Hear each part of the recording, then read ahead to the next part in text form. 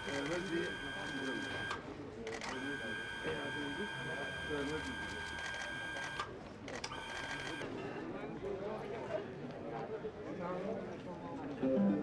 دوسته دوستانم در گروه‌های ششگانه با ساماندهی نیروی انسانی که مهمترین مشکل مدیران مناطق و معاونین مدیر کل و اعضای محترم مراسم رو فراهم کردن، مخصوصا اصحاب رسانه و خبرنگاران. سلام علیکم. علیکم السلام. اجازه می‌فرمایید؟ بفرمایید آقای وزیر. بسم الله الرحمن الرحیم. امروز بزرگترین رویداد فرهنگی کشور، تأثیرگذارترین، عمیق‌ترین، ایران شمولترین رویدادی است که اتفاق می‌افتد. رویدادی با 15 میلیون دانش آموز، 1 میلیون آموزگار، معلم، دبیر، هنرآموز، مربی، مشاور، مدیران مدارس. بسم الله الرحمن الرحیم. به نام خداوند سلام و خداوند علیم.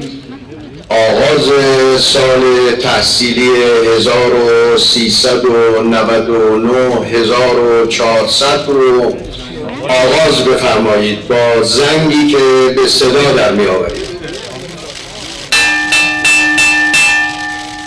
امروز علم و دانش آغاز می شود تا بگوییم که آموزش در کشور ما در سخت‌ترین شرایط تعطیل نخواهد شد.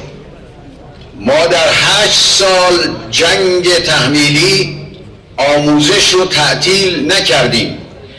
ما در روزهای سخت بمباران در شهرها آموزش رو تعطیل نکردیم. در امسال آموزش سبک و سیاق جدیدی به خود میگیرد. کوتاه کردن آموزش، خلاصه کردن آموزش، کپسولی کردن آموزش. عزیزان من، فرزندان من، برای مقابله با ویروس کرونا چگونه باید به خانواده خودتون و همکلاسی های خودتون کمک و یاری کنید؟ امروز روز آغاز سال تحصیلی است. مهمترین نگرانی که در شروع سال تحصیلی داشتیم، نگرانی از سلامت دانش آموزان بود. اینکه تصمیمی نگیریم که سلامت دانش آموزان رو به خطر بندازیم. برای این کار ما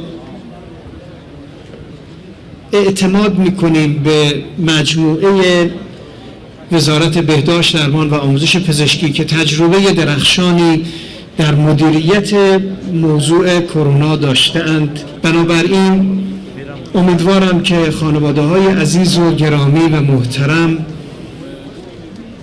اعتماد کنند و اطمینان پیدا کنند که مجموعه آموزش و پرورش با بیشترین و بالاترین حساسیت مراقبت لازم رو اعمال خواهد کرد و تلاش میکنه که پروتکل‌های ضروری رعایت بشه.